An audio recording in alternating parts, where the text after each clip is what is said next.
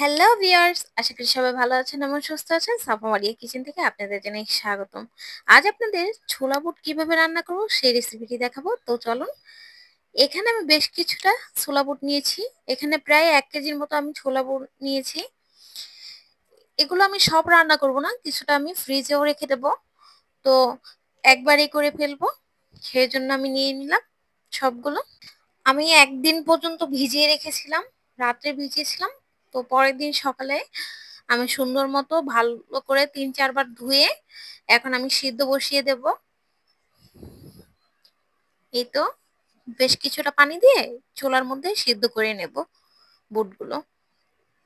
তো আশা করি আমার ভিডিওটি আপনাদের ভালো লাগবে। ভালো লাগলে অবশ্যই লাইক কমেন্ট শেয়ার করে দিবেন।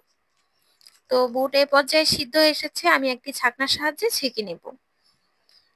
আর আমার ভিডিওটি যদি আপনাদের ভালো লাগে, ফেসবুক থেকে দেখলে অবশ্যই ফলো দিয়ে পাশে থাকবেন। ইউটিউব থেকে দেখলে চ্যানেলটিকে সাবস্ক্রাইব করে নতুন নতুন ভিডিও পাওয়ার জন্য অবশ্যই অপেক্ষা করবেন। এখন চুলার মধ্যে কড়াই বসিয়ে দিয়ে দেব বেশ কিছুটা তেল আর পেঁয়াজ কুচি দিয়ে পেঁয়াজগুলোকে আমি ভেজে নেব ভালো করে। এর সাথে দিয়ে দেব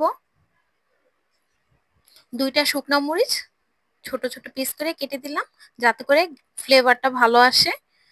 আপনারা চাইলে এটাকে স্কিপ করতে পারেন। দিয়ে দেব 1 চামচের মতো আদা রসুন বাটা, দিয়ে 3-4 মিনিটের মতো ভেজে নিব যাতে করে আদা রসুনের এক্সট্রা যে কাঁচা গন্ধটা ওটা চলে যায়। দিয়ে দিব অল্প কিছুটা পানি। এখন একে একে মশলা দিয়ে দেব। স্বাদ অনুযায়ী লবণ, মরিচের গুঁড়া 1 চামচ, হলুদের গুঁড়া 1/2 চামচ, আর ধনিয়ার গুঁড়া 1/2 চামচ, গরম মশলার গুঁড়া 1/2 চামচ। গরম মশলার গুঁড়াটা দিলে ফ্লেভারটা সুন্দর আসে। তো এখন ভালো মতো মশলাটাকে আমি একটু কষিয়ে নেব।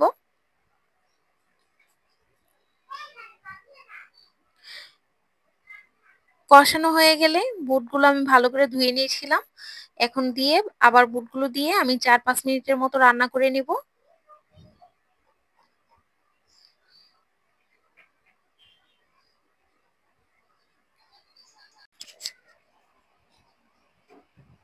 এই তো এখন আমি অল্প করে পানি দিয়ে দিব।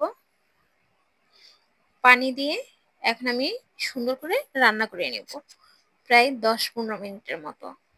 ঝোলটাকে পুরো শুকিয়ে নেব।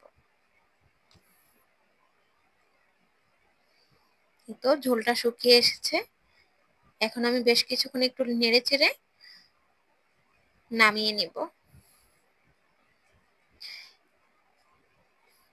আশা করি ভিডিওটি অবশ্যই আপনাদের ভালো লাগবে। ভালো লাগলে অবশ্যই পাশে থাকবেন।